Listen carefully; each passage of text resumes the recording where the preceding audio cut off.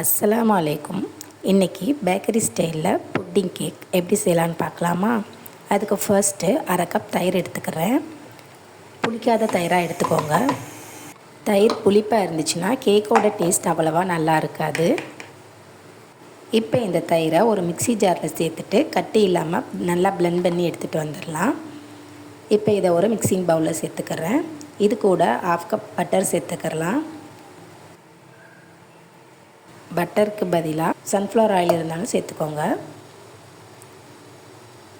இப்போ இதுக்கு தேவையான சீனி சேர்த்துக்கலாம். 3/4 கப் சீனி எடுத்து அதை நல்லா பவுடர் பண்ணிக்கிறலாம். பவுடர் பண்ணிவிட்டு இதையும் இது கூட சேர்த்து நல்லா கலந்து விட்டுக்கிறலாம். சர்க்கரை நல்லா கரையிற வரைக்கும் நல்லா மிக்ஸ் பண்ணி விட்டுக்கோங்க.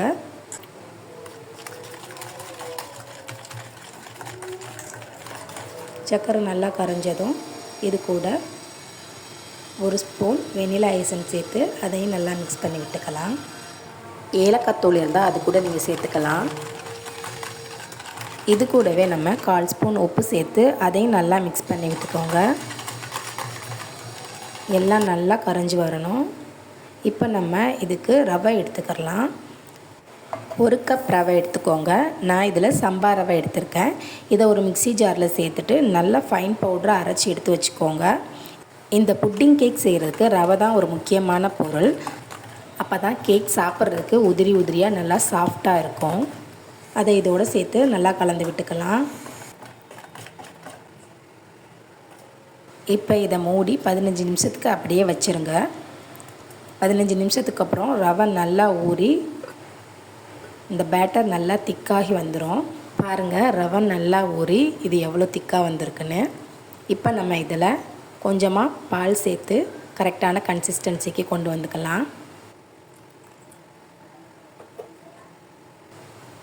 பாலை கொஞ்சம் கொஞ்சமாக சேர்த்து நல்லா மிக்ஸ் பண்ணி விட்டுக்கோங்க.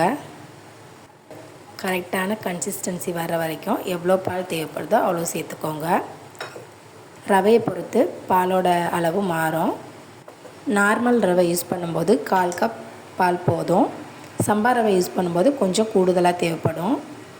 இப்போ இதில் நம்ம 1/2 spoon baking powder, 1/4 spoon baking soda சேர்த்து அதையும் நல்லா மிக்ஸ் பண்ணி விட்டுக்கலாம். பேக்கிங் பவுடரும் பேக்கிங் சோடாவும் ஃபைனலாக தான் நம்ம ஆட் பண்ணணும். அப்போ தான் கேக் நல்லா சாஃப்டாக வரும். இதை நல்லா கலந்து விட்டதுக்கப்புறம் பேக்கிங் ட்ரேயை நம்ம ரெடி பண்ணிக்கிறலாம். பேக்கிங் ட்ரேயில் கொஞ்சமாக ஆயில் ஊற்றி நல்லா ஸ்ப்ரெட் பண்ணி விட்டுக்கோங்க.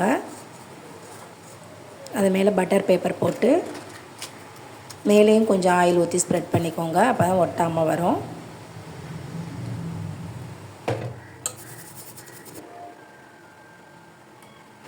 இப்போ மிக்ஸ் பண்ணி வச்சுருக்க பேட்டரை நம்ம ட்ரேயில் சேர்த்துக்கலாம்.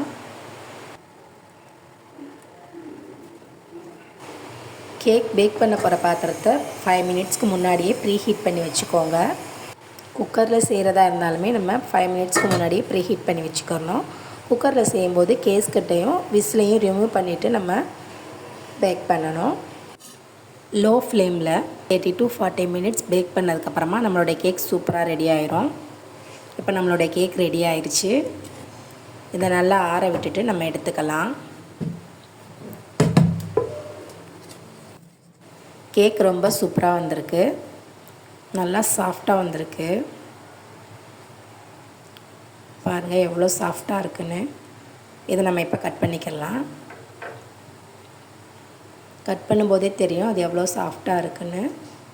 இந்த டேஸ்டியான சாஃப்டான புட்டிங் கேக்கை நீங்களும் உங்கள் வீட்டில் ட்ரை பண்ணி பாருங்கள். ட்ரை பண்ணி பார்த்துட்டு உங்களுக்கு பிடிச்சிருந்துச்சின்னா இந்த ரெசிபியை உங்கள் ஃப்ரெண்ட்ஸ் அண்ட் ஃபேமிலியோடு ஷேர் பண்ணிக்கோங்க. அஸ்ஸலாமு அலைக்கும்.